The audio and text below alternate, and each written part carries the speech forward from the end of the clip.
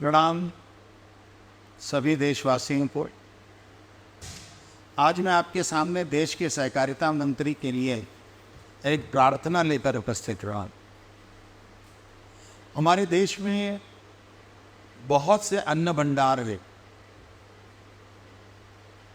जिनकी सही संख्या मुझे नहीं मालूम है, लेकिन ये जरूर मालूम है कि उस अन्न के भंडार में बहुत सारा अन्न सड़ जाता है।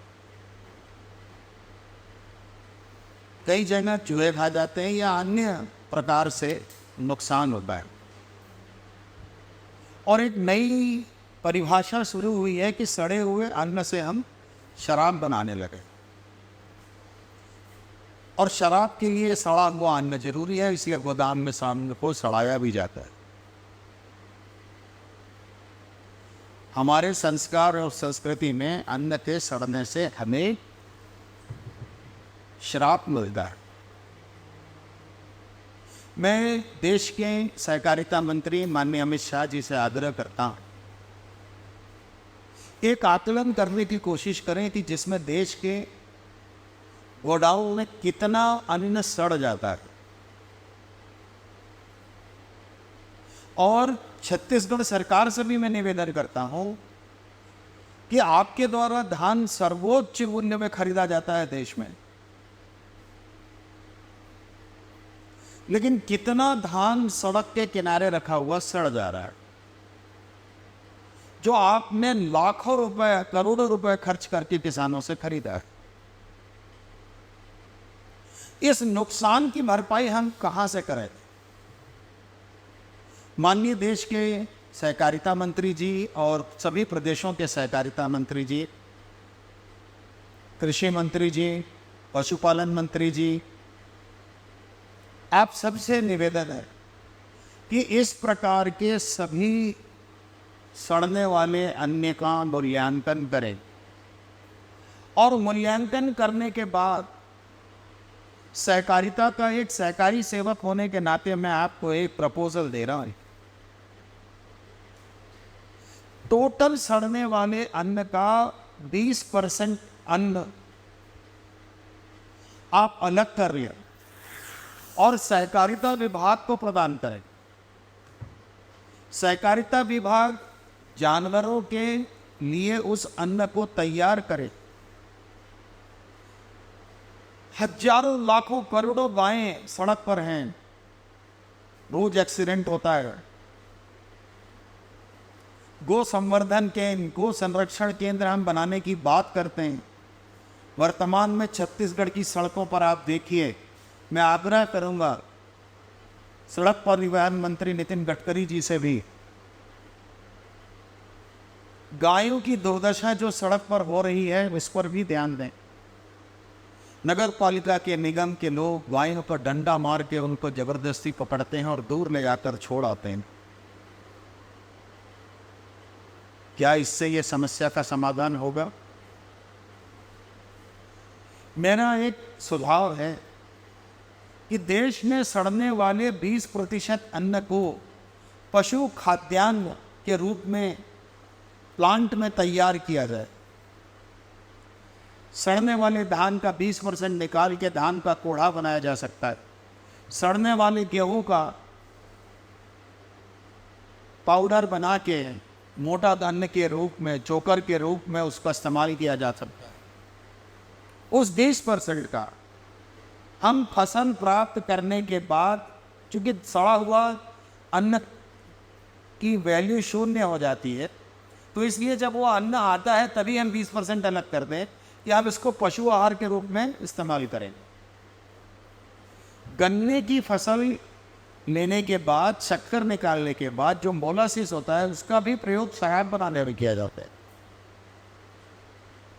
हिंदू धर्म के संस्कार में शराब पीना कितना सही है और कितना गलत, और शराब बनाना कितना सही है कितना गलत, शराब की आय लेना कितना सही है या कितना गलत, ऐसे नशीले पदार्थों का बनवाना, ऐसे नशीले पदार्थों से आय दिखाना, ऐसे नशीले पदार्थों के उत्पादन के बाद ये बताना कि भारत की आय का प्रमुख स्रोत है,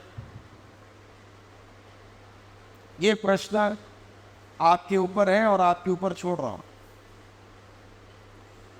यदि हम पशु आहार संयंत्र बनाते हैं तो पशु आहार संयंत्र बनाने के बाद सभी प्रकार के अन्न को मिक्स करके उसमें मोलासिस भी डाल के 5-5 किलो की एक बट्टियां बना दी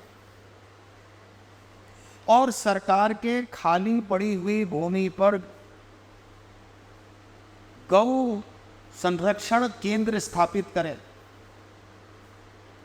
और हजारों टन जो अनाज सड़ता है उसकी 5-5 किलो की बट्टी बनाकर हम सभी पशु आहार संयंत्रों को दे सकते हैं। दूसरी बात, गौ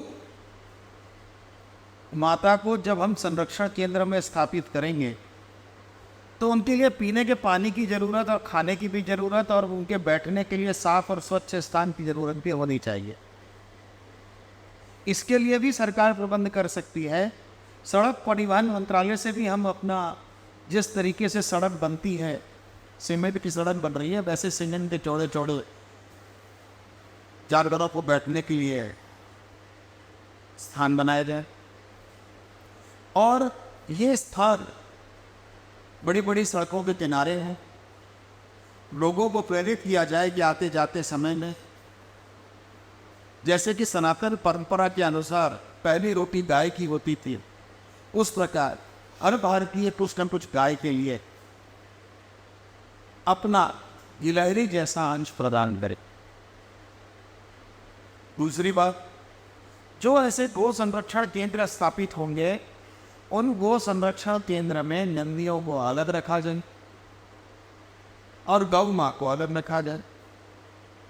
अगर मैं छत्तीसगढ़ प्रांत की बात करूँ तो छत्तीसगढ़ प्रांत में कौसरी नस्ल की गाय जो आधा किलो से 1 किलो दूध देते, इन गायों को गिर नंदी के साथ रहने की व्यवस्था प्रदान की जाए। गिर नंदी के बारे में मैं जो जान रहा हूँ या साहिवाल नंदी के बारे में मैं जान रहा हूँ जो हरियाणा और गुजरात में है, वो बड़े बड़े गोठानों में पड़े हुए हैं और गो संरक्षण केंद्रों में समस्या का भी केंद्र वहाँ से हम ला के इनको अपने गो संरक्षण केंद्र पर रख सकते हैं, बिना पैसा दिए ला सकते हैं, सिर्फ ट्रांसपोर्टेशन का व्यय अपने को करना होगा और इससे गो संरक्षण के साथ साथ गो संवर्धन की भी बात हो और गौ माता के द्वारा हमें दूध भी प्राप्त होगा। दूध के अलावा गोबर प्राप्त होगा, गोमूत्र प्राप्त होगा। गोबर से हम गोबर खाद बना सकते हैं, केचुआ खाद बना सकते हैं, गोबर गैस बना सकते हैं, लाइट बना सकते हैं। गोमूत्र से जो इलाज के ऊपर काम हो रहा है, अनुसंधान हो रहा है, उसका भी हम देख सकते हैं। गोमूत्र से फिनाइल बोनाई लोग बना रहे हैं, प्रकृति से जुड़ने की बात हो रही है। अनेक मच्छर कीटनाशक को मारा जा सकता है। तो मेरा ये कहना है, परम आदरणीय कृषि मंत्री जी, सहकारिता मंत्री, पशुपालन मंत्री, वो केंद्र सरकार के हैं, उनसे ये निवेदन है कि इस प्रकार का कार्य करने से जंगलों में भी जो शाकाहारी जानवर हैं उनके लिए भी हम भोजन प्रदान करने की योजना बना सकते हैं। जंगलों में फलदार पेड़ लगाएंगे तो जंगली जानवर तो शाकाहारी है वो यहाँ नहीं आएंगे। हर साल अरबों की संख्या में पेड़ लगाए जाते हैं, लेकिन उन पेड़ों का संरक्षण और संवर्धन नहीं होता है, वो केवल कागज पे रहे। अब बारिश की मोटी मोटी बूंद आने लग गई है तो वो एक बार गिरती है और बह जाती है और बहते समय अपने साथ बारीक मिट्टी के गढ़ जो उपजाऊ होते हैं उनको भी ले जाती है। इस समस्या से बचने के लिए नदियों में बहुत बाढ़ आ रही है। छोटे छोटे तालाब हर गांव में बने। यदि छोटे छोटे तालाब हर गांव में बनते हैं तो जल संरक्षण किया काम भी हो सकता है। उन तालाबों में हम महिला स्व सहायता समूह के द्वारा मछली पालन भी कर सकते हैं, बत्तख पालन भी कर सकते हैं। ऐसी बहुत सारी योजनाएं हैं सहकारिता में जिसके माध्यम से हम भारत की प्रति व्यक्ति आय को बढ़ाने में मदद कर सकते। अभी जो परिस्थिति दिखाई दे रही है, भारत की युवा पीढ़ी जो नशे में जा रही है, केवल महिलाएं ऐसी हैं जो नशे से अभी थोड़ा दूर है,